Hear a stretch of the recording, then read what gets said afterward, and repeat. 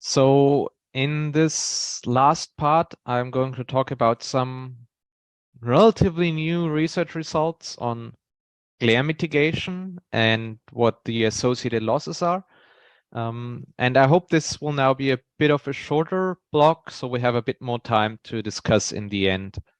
Also questions to further to the earlier presentations, if you have them still. So why should we even care about glare from PV? And I think this picture is pretty illustrative. You don't really want to have light blinding you if you're sitting in your living room. So depending on the exact location and scenario, glare is a relatively low frequency, so it doesn't occur very often, but high impact risk. So when it occurs, then it's really severe. Sadly, there is no real common legislature on it. So, for example, glass facades are treated differently than BIPV facades when it comes to glare, unfortunately. And the regulations are often very local. So local building regulations say you have to avoid glare, but don't specify it any further, having some unclear requirements for assessment. There are no standardized methods or metrics to measure glare, although there are some threshold values or modeling constraints out there, but they are not really validated in most cases. And it has a high importance for BIPV. As Sune showed earlier, we can have BIPV in many, many configurations as roofs, facades, or secondary building elements like shading elements or balustrades.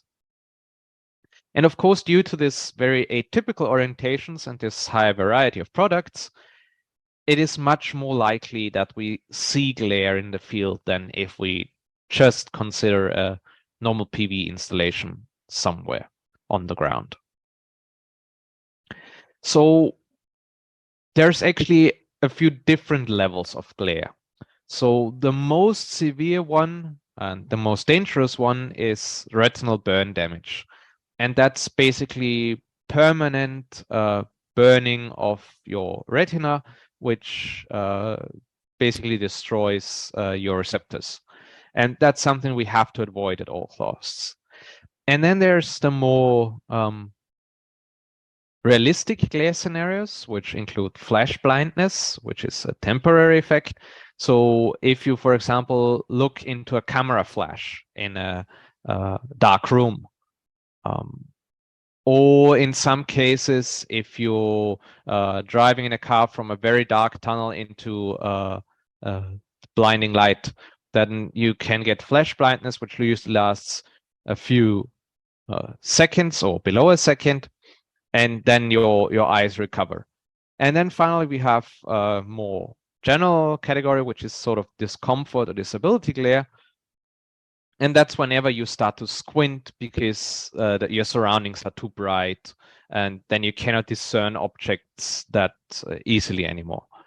And basically, for all of these different levels, we know some physiological or medical limits. So there have been experiments with people where they looked at different light sources and said, okay, starting from this intensity, I'm going to get blinded. Or for flash blindness, they had a bright flash, and then it was measured how long it took them to fully recover their vision. And so from this, we know some values of retinal irradiance that we should not exceed in order to get into these glare categories. And then assuming we have normal sunny conditions and we have mostly flat surface from a PV module, and our human eye is as we know it, then we can convert that into values of radiance, or in case of a BIPV system, in terms of reflectance, because all the light that comes from the PV modules has to indirectly come from the sun and be reflected there. So if we assume normal daylight conditions with a relatively high irradiance, for this calculations, we just used 1000 watts per square meter. We can then translate these values of retinal irradiance in values of reflectance. And in this case here, this is shown as BRDF, or bidirectional reflectance distribution function. And what that means basically is it gives you a reflectance value for every individual angle compared to a certain incidence angle. Because of course it's a surface might reflect much more when it gets shallow light than if it gets a normal incidence, as I've explained before, due to Fresnel reflections. So this BRDF value takes that basically into account. And then we did some measurement series where we basically looked into, okay, how much light is actually reflected from BIPV modules. And for this case, we looked into different glass surfaces. And then we can measure this BRDF using a gonio-reflectometer, and then judge, okay, how likely is it to actually get discomfort glare, flash blindness, or retinal burn damage from looking at this PV sample during daylight conditions.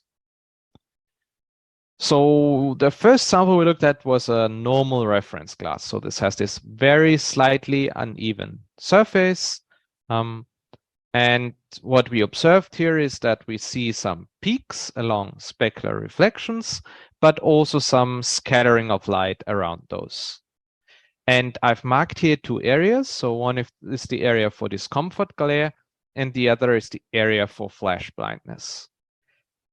What we can also see here is that at no point does any of these data points go beyond to the level of retinal burn damage, which is somewhere up here. So that's 10 to the 4 to 10 to the 5. So there's no risk at all for retinal burn damage. However, there is significant risk for discomfort glare, and at shallow angles, so if we look very flat to the surface of glass, there is a significant risk for flash blindness as well. And you can also model it, but that's not all that relevant.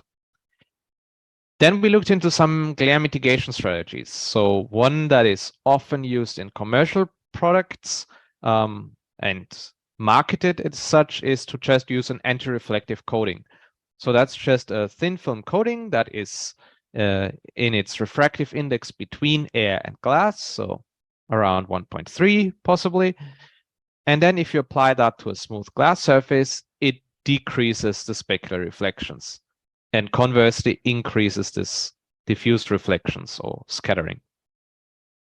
However, as we can also see here, if we apply to a flat glass surface, it doesn't completely alleviate the risk for flash blindness, not to speak of discomfort glare either. So we still get significant reflections in specular directions. So anti-reflective coatings alone, not sufficient to prevent glare. The other thing we often see is satinated glass or frosted glass, which is usually achieved by acid etching, but could also be achieved by sandblasting. And what we can see here is that only very few data points even reach the discomfort glare threshold. So these actually work quite well to reduce glare. But we can also see some forward scattering on a glass surface at high incidence angles, which is why if you look at a very shallow angle at them, they appear sort of whitish. And then we also looked into some textured glasses, which sort of also performed decently. They reduced the risk of discomfort glare, but not to the same amount as satinated glass. So that's nice. We now know satinated glass is great to reduce the glare risk. From other studies, we also know that it's good to reduce the angular dependent transmission losses or increase the IEM at high incidence angles. And for some coloring technologies, it's actually used because it gives you a more homogeneous appearance. But the question we ask ourselves is, okay, we reduce glare with it, but does that affect the performance, especially at normal incidence, but also at higher incidence angles? And secondly, If we have different satination technologies, like sandblasting or acid etching, is there a difference? Can we explain this difference? And can we find alternatives to acid etching? Because that uses hydrofluoric acid, which is a nasty chemical to work with. So we had in total, I think, 10 different sample categories, some of which were reference classes, and the others were different variants of acid-etched glasses, sandblasted glasses, and a prototype of a laser satinated glass. And then we also had a mix of low iron and normal flow glasses. What we did is we made some single cell coupon samples and then measured the power of our cells before and after covering them with the glass. And what we then get out of that is the transmission loss. So what you can see here is the relative transmission loss when we use a certain kind of glass. So this sample up here is our reference, and if you just use a standard PV glass, you use about 2% additional reflection losses compared to if you just had the cell touching air. And that is basically due to the Fresnel reflections I showed earlier from the glass surface. If we then go to acid-etched glass, which are these two samples here, and to a lesser extent these ones here, although those were prototypes, so let's focus on these two samples here, we can see that we have about 1 percentage point additional losses.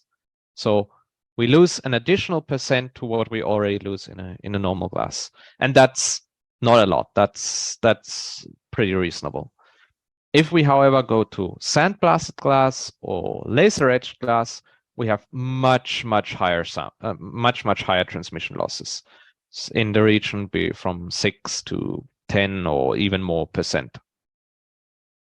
And that's quite severe if you lose 10% in transmission just because of encapsulation.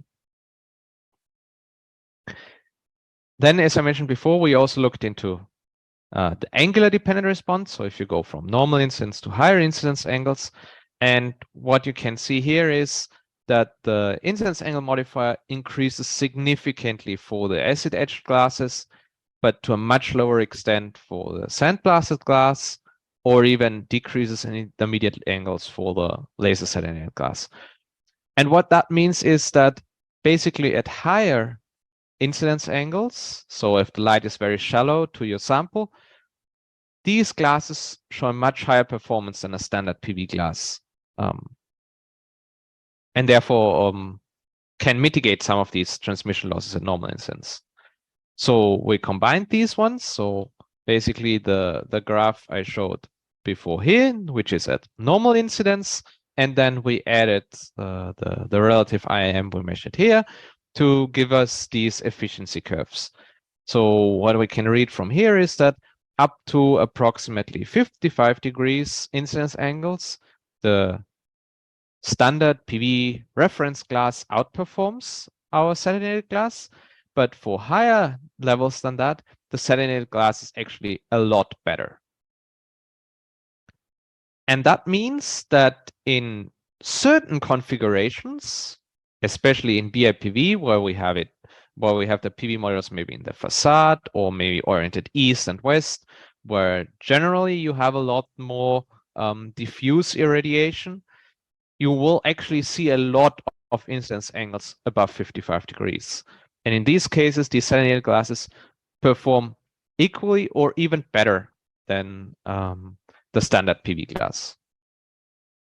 The final thing I want to show you is that we also looked into where that might this difference come from. And for that, we did some microscopy images. And what you can see here is that for the acid etched glasses, so the ones shown in the top here, we see these irregular but quasi-circular depressions with a relatively smooth appearance. Whereas if we look at the sandblasted glass, which showed much higher losses, we see these rough edges everywhere. And that also means that you can never really clean these samples, because whenever you wipe over them with a cloth, you will break off some of these jagged tips, and that will cause continuous abrasion and this dirty white appearance of these samples. And then finally, for the laser salinated glasses, we saw these very deep wells made by the lasers, which also explains why they perform this poorly compared to the other samples. So in summary on what we did, we looked into different salinated surfaces, acid etch, sandblast, laser salinated, and we saw that the salinated ones actually outperform beyond 55 degrees, which means they can be pretty useful for building integrated PV, especially if you combine them with some of the other advantages of having a more homogeneous appearance and generally scattering a lot more light and avoiding glare.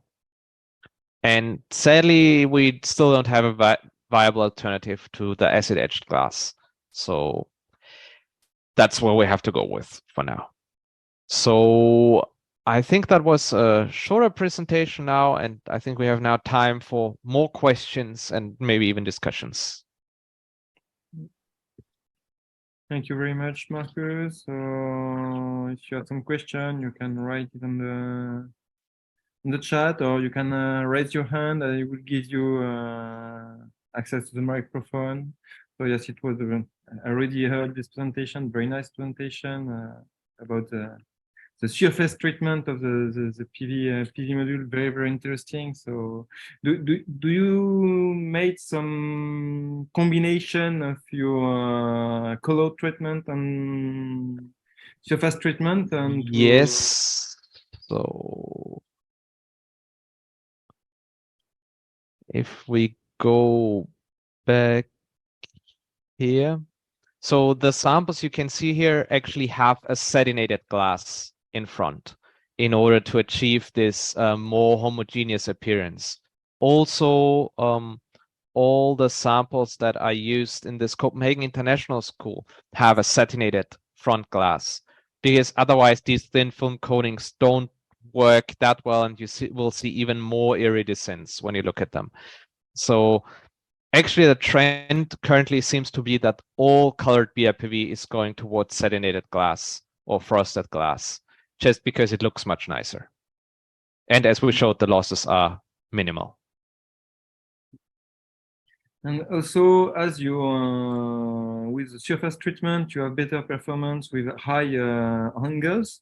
Do you have an idea of the distribution of the angles when you have your solar panels on the facade better than on the roof? Because you know, when you are on the roof, I think the distribution of the angle are more perpendicular to the modules, but when you're on the facade, probably you have more often a very high angle. So what is the benefit of having better performance for high angles? Yes, so it of course really depends on the location where you are and on the latitude especially. But in general, so depending on the orientation and the module, you usually have a wide variation over incidence angles during the day. So just following the path of the sun. The diffuse light can be equivalent to about 50 to 60 degrees of incidence angle. So if you have a facade where you mostly have diffuse light because the sun is maybe very high in the sky, and so you have not that much direct light because it's at a very high incidence angle, then you will see a lot of diffuse light from the sky. And that will be at an equivalent angle of about 50 to 60 degrees, depending on orientation.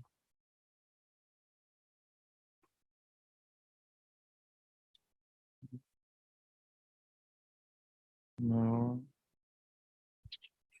There is no question on the chat. Perhaps someone wants to add things about the general presentation and BIPV in general in the audience. I can give you the hand if you want to speak, because it was very interesting presentation and very interesting results about the performance of BIPV, because BIPV is clearly or almost inexistent in Iranian, and I know probably in other remote island like Réunion and tropical areas. We are not used to see this kind of technologies here, and I think it could be a good idea to test this kind of modules. I know because we have a higher irradiance level and so UV level that are very problematic for the aging of PV modules. So perhaps we can launch something in aging of SEDH or surface treatment, or to see also on facades if it's suitable for us because we do not have exactly the same angle of incidence. So Yes. it could be a track for our island to try this kind of modules. But I know it's very interesting because we have a urban regulation that asks you to have a color for your roof, and they cannot be suitable for classical PV modules. And as I seen in the photography that Sun showed us before, you can have PV modules that are exactly the same color as classical roof, like I show with the slates or the tiles. You can have exactly the same aspect, so it could be a very good idea for us for the urban planning and to avoid like a patchwork of different colors on the roofs. Yes, especially these dark slate colors, so gray shades of gray. These are quite easily done. If you really want a red roof or something like that, I don't think we're quite there yet, but there's a lot of development going on in BIPV technologies at the moment. Yeah.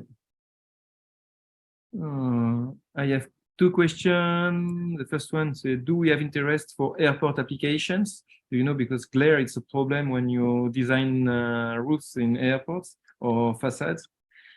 Yes, so I know that is one of the few areas where the regulations for glare are actually more defined, because otherwise it's often very loose definitions. But for example, in the US, there is the Federal Aviation Administration has given some guidelines on how to characterize glare. But in essence, you just have to be a lot more conscious of the problem. But the way I see it, if you go for satinated glass, you should be able to pass all these glare restrictions for airports, because the level of reflections is much lower. Thank you. And also second question, so low reflectance and better performance. Yes. But also for the airport application, we have to be honest, because the satinated glass comes with a price tag that is more expensive than conventional panels. And typically for airport constructions, you can do it BIPV, but typically you also have large area where you will do ground-based installations, where you will have good cost efficiency because you are buying more or less standardized panels. And I've not seen, to a large extent at least, standard panels with the satinized glass. And if you get them, it will come with an additional price. I cannot quantify it based on my knowledge, but we just have to be honest about that. That is true, of course, yes.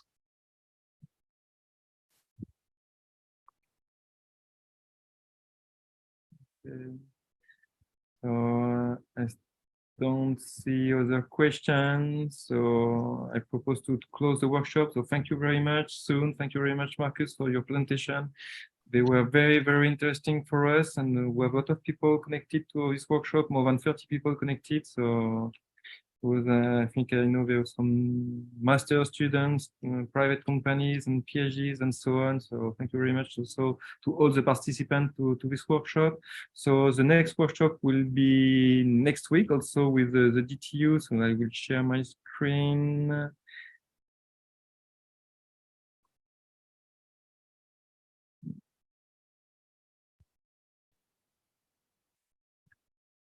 So next workshop will be on Thursday next week. So it will be in Saint-Pierre, and it will be dedicated to PV system failure diagnosis and PIPV modeling. And I hope most of the participants that attend to this workshop will be with us on next week. And also, I think there will be two other workshops with the DTU, another one at the end of this year, another one next year, and they will be in the integration of solar energy in microgrid and larger grids. And also, we will organize a summer school in the Raizo campus. And perhaps the people that will go there will have the occasion to meet Sun and Markus and to have extended exchange with them about the research and BIPV. So thank you very much for attending to this workshop, and thank you very much to Markus and Sun for the presentation. And I hope to see you soon. You're very welcome, and Yeah. thank you for organizing and moderating this workshop. Yes. Yeah. Oh, yes. Thank you. Oh, no. Thank you. Yeah. It's people that say thank you on the chat. So have a nice end of day, and bon appetit for the people from DTU, and see you soon. Bye. You too. See you. Thanks. Bye.